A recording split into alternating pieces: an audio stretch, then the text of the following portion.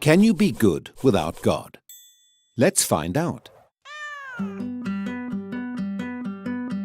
Absolutely astounding.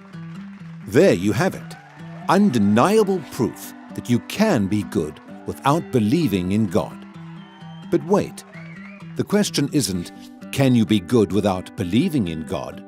The question is, can you be good without God? See, here's the problem. If there is no God, what basis remains for objective good or bad, right or wrong? If God does not exist, objective moral values do not exist. And here's why.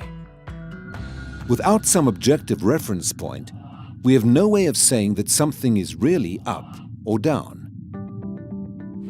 God's nature provides an objective reference point for moral values. It's the standard against which all actions and decisions are measured. But if there's no God, there's no objective reference point. All we're left with is one person's viewpoint, which is no more valid than anyone else's viewpoint. This kind of morality is subjective, not objective. It's like a preference for strawberry ice cream. The preference is in the subject, not the object. So it doesn't apply to other people. In the same way, subjective morality applies only to the subject. It's not valid or binding for anyone else.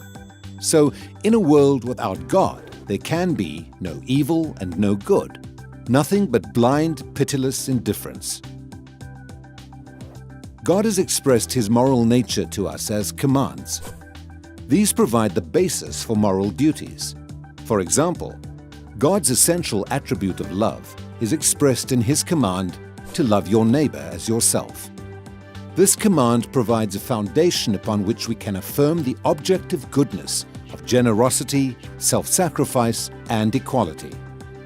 And we can condemn as objectively evil greed, abuse, and discrimination. This raises a problem. Is something good just because God wills it, or does God will something because it is good? The answer is neither one. Rather, God wills something because He is good. God is the standard of moral values, just as a live musical performance is the standard for a high-fidelity recording. Without your love. The more a recording sounds like the original, the better it is. Likewise, the more closely a moral action conforms to God's nature, the better it is. But if atheism is true, there is no ultimate standard. So there can be no moral obligations or duties. Who or what lays such duties upon us? No one. Remember, for the atheist, humans are just accidents of nature, highly evolved animals. But animals have no moral obligations to one another. When a cat kills a mouse, it hasn't done anything morally wrong. The cat's just being a cat. If God doesn't exist, we should view human behavior in the same way. No action should be considered morally right or wrong.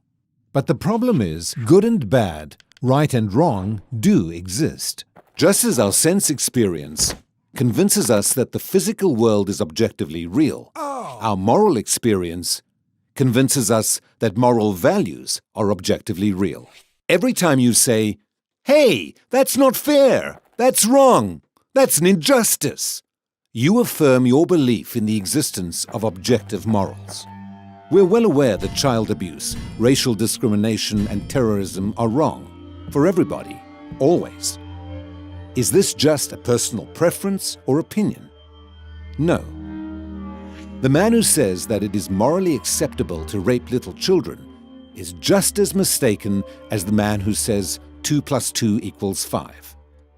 What all this amounts to, then, is a moral argument for the existence of God. If God does not exist, objective moral values and duties do not exist. But objective moral values and duties do exist.